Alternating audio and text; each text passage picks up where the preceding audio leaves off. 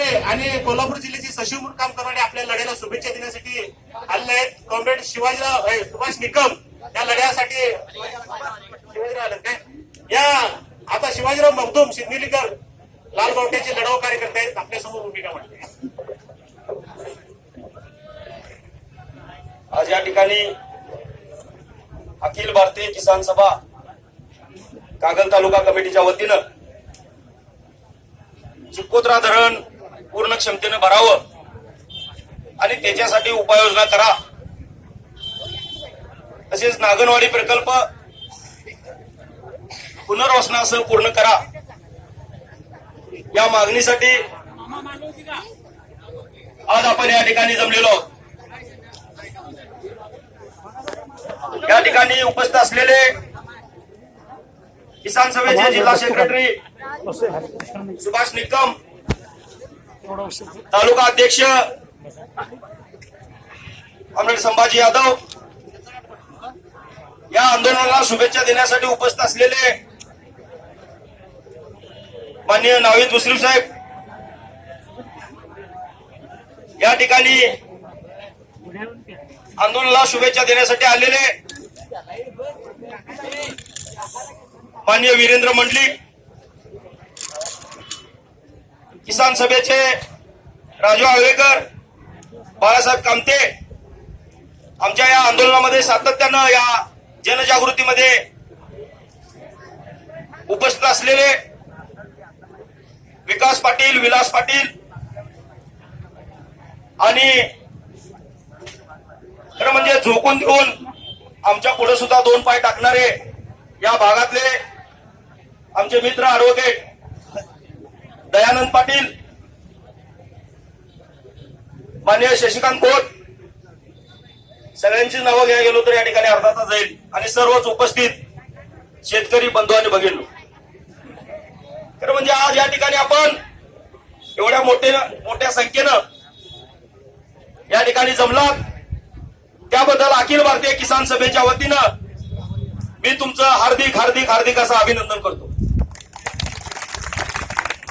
कारण आजचा जो प्रश्न आहे, मगापासून घोषणा ऐकल्या कशासाठी, पाण्यासाठी. आता या घोषणा कागल तालुक्यामध्ये द्यायला लागतात याच्यासारखं दुर्दैव कुठलं नाही, कारण आम्ही हिरव्या पट्ट्यातली माणसं पाण्यासाठीच घोषणा द्यायला लागलोय. या ठिकाणी उपस्थित असलेले खास करून मी अभिनंदन करतो पत्रकार बंधूंचं. त्यांनी खऱ्या अर्थाने या लढ्याला बळ द्यायचं काम केलं. आमच्या मधुकर भोसलेंनी राव पुढारला बातमी लावली की किसान सभेचे 4च कार्यकर्ते जटायला लागले, ज्यांचा प्रश्न आहे ते आंदोलनात उतरतच नाही. भोसले साहेब अभिनंदन, कारण ते वाचल्यानंतर एवढ्या मोठ्या संख्येनं मॉब या ठिकाणी जमा झाला, ज्यांचा प्रश्न आहे ते जमा झाले. आम्ही भाषणामध्ये सांगत होतो ज्यांच्या पोटात दुखतंय त्यांनी ओवा खायला पाहिजे. नुसतं संभाजी यादवांनी ओवा खाऊन चालणार नाही, शिवाजी मगदूमनं ओवा खाऊन चालणार नाही, उमेश देसाईंनी ओवा खाऊन चालणार नाही.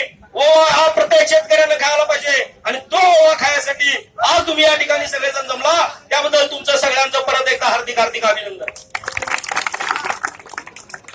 आता ओवा खायचा आहे, हवा पाणी आहे ना, परंतु तो ओवा कसा कसा खायचा त्याच्यासाठी कुठल्या तरी डॉक्टरने आपल्याला सांगायला पाहिजे. सकाळी ओवा केवढा खायचा, संध्याकाळी केवढा खायचा. आणि ते मला वाटतं डॉक्टर म्हणजे पाटबंधारे विभागचे अधिकारी. ते पण या ठिकाणी आलेले आहेत. पाटबंधारे विभागचे अधिकारी सुद्धा या ठिकाणी आलेले आहेत. आमच्या मोर्चाला माणसं किती जमतात बघायसाठी. त्या अधिकाऱ्यांना माझं सांगणं आहे, साहेब या कडक उन्हामध्ये आमच्या शेतकऱ्यांना डांबरीवर बसायला लागतंय, जरा तुम्ही पण डांबरीवर बसून बघा, म्हणजे डांबर किती तापलंय हे तुम्हाला सुद्धा कळल्याशिवाय राहणार नाही. नागपूर ते मुंबई शेतकऱ्यांनी मोर्चा काढला, लॉंग मार्च काढला. त्या लॉंग मार्च मध्ये शेतकऱ्यांच्या पायाला खोड आलं आणि आज बसून आमच्या ढोंगणाला खोड यायची वेळ या ठिकाणी इथल्या प्रशासनानं आणलेली आहे. आम्ही कुठं आलोय, दूधगंगा काठ, शिदनेली माझं गाव, दुतडी भरून राहते आमची. त्या ठिकाणी साहेब उलटच आहे, आमच्या रानामध्ये मीठ फुटायला लागले, पानगंज उगवायला लागले, तेवढं पाणी आमच्या परवा त्या ठिकाणी नदी उघडी पडली होती. आमच्या दत्ताने फोन केला, साहेब कधी पाणी सोडणार आहे. काल येताना बघतो तर नदी तुकडीवरून व्हायला लागली. म्हणजे एक बाजूला त्या नद्यांची परिस्थिती आणि दुसऱ्या बाजूला आमच्या या नदीची परिस्थिती आहे. उन्हाळ्यात पाणी म्हणून 38 दिवसानं. अरे बाबा, पाटबंधारे विभागचे अधिकारी तुम्ही आहे. सुरुवातीला पाणी कमी ज्यादा वेळानं सोडलं तर चालतंय. त्यावेळी रानं जरा गार असतात. मे महिन्यामध्ये, एप्रिल महिन्यामध्ये रानं जरा तापलेले असतात. त्याला लवकर पाणी सोडायला पाहिजे. हे पाटबंधारे विभागाला आम्ही सांगायचं काय? खरं म्हणजे आम्ही जर सांगायचं असेल तर ते त्या ठिकाणी पाणी सोडण्याची जी कमिटी आहे त्यामध्ये शेतकऱ्यांना सुद्धा सामावून घ्यायला पाहिजे. त्या ठिकाणी एसी मध्ये बसणारे सगळे अधिकारी सामावून घेतलेले आहेत आणि एसी मध्ये बसलेला अधिकारी म्हणतोय पाणी 38 दिवसानं सोडा मे महिन्यात. तुझ्या बालात असली शेती केली, असली शेती केली. 38 दिवसानं उन्हाळ्यात पाणी मे महिन्यामध्ये सोडायचं. खरं म्हणजे ही पद्धत चुकीची आहे. दुसरं या ठिकाणी मला सांगावं असं वाटतंय, या जिल्ह्यामध्ये धरण आहेत का नाही हो? दामोडचं धरण आहे, राधानगरी धरण आहे, काळमवाडी धरण आहे. जून मध्ये पावसाळा सुरू झाला की जुलै एंड पर्यंत आमची ती धरणं भरलेली असतात. 100% भरलेले असतात आणि ओरपूर व्हायला लागतात. आणि चिकोत्रा धरण 100% पाऊस लागला तरी सुद्धा भरत नाही. एवढं मोठं दुर्दैव आहे. म्हणजे या ठिकाणी तालुक्याचे माजी आमदार माननीय संजयबाबा गाडगे आलेले आहेत. त्यांचं सुद्धा या ठिकाणी मी हार्दिक असं अभिनंदन करतो. तर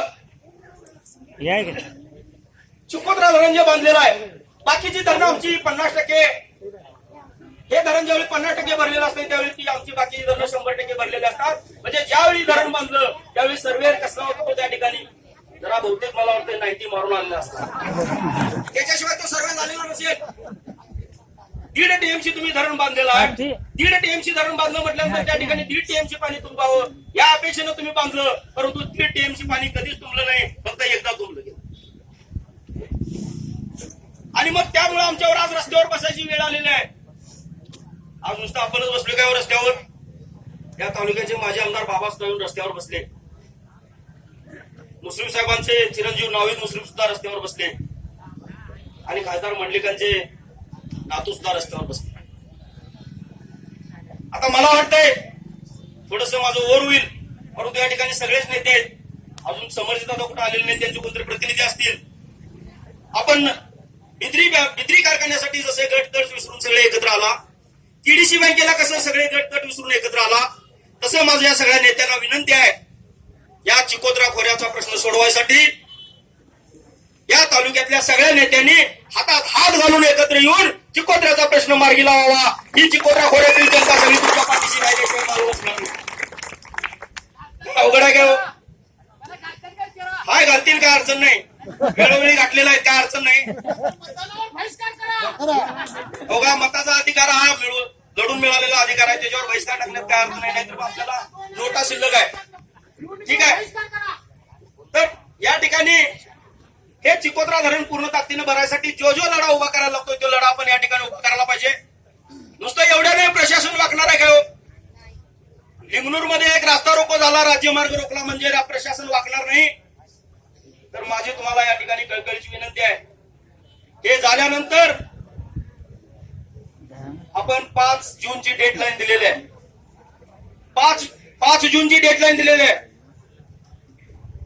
आता आम्ही रस्ता रोको केलेला आहे, राज्यमार्ग रोखलेला आहे.